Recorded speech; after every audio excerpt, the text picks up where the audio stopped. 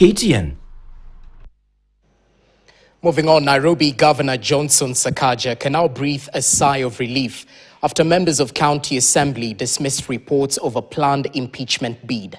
Since the signing of the cooperation agreement between national and Nairobi County governments, Sakaja has been under pressure from critics, accusing him of ceding some county responsibilities, claiming he had failed as a governor. And as KTN's Daniel Kariuki now details, the newly signed cooperation agreement has continued to receive endorsement, with proponents terming it as a constitutional framework for collaboration rather than a transfer of devolved functions. Listen in. Nairobi Governor Johnson Sakaja has been under immense pressure from his critics, who have claimed that he has failed to take control of the county and instead invited the national government to help execute duties. The pressure reviving calls for his impeachment by the county members of the County Assembly. Sakaja can, however, breathe a sigh of relief after MCAs dismissed the claims. And there is no impeachment initiative before this House for the impeachment of the governors. They are only misleading the public about the issue of public participation. The public participation is going to happen, and it is going to happen in every area of this city. In the agreement that has been put on hold by High Court, over 80 billion shillings are set to be pumped into the city government. We urge the people of Nairobi to remain well informed and to support this framework so that together we can transform our city into a truly international metropolis. I think it is fair for us to say that Nairobi is the capital of this country and it is the face of Kenya.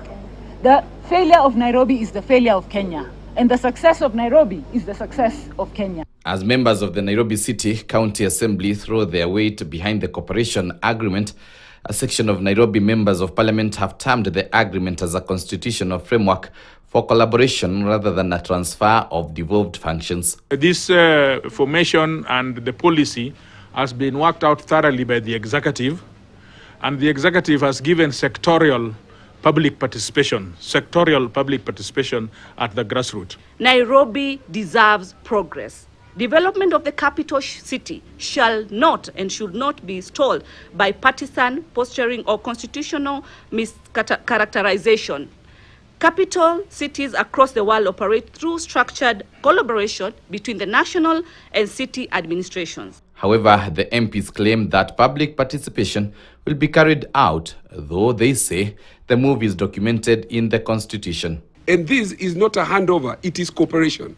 So the jury is still out there as to whether, when the people have already written in black and white in the Constitution that you still need to go to them. You may need to go to them, but they already spoke their views in section Article 6(2) of the Constitution. There shall be cooperation. This is cooperation.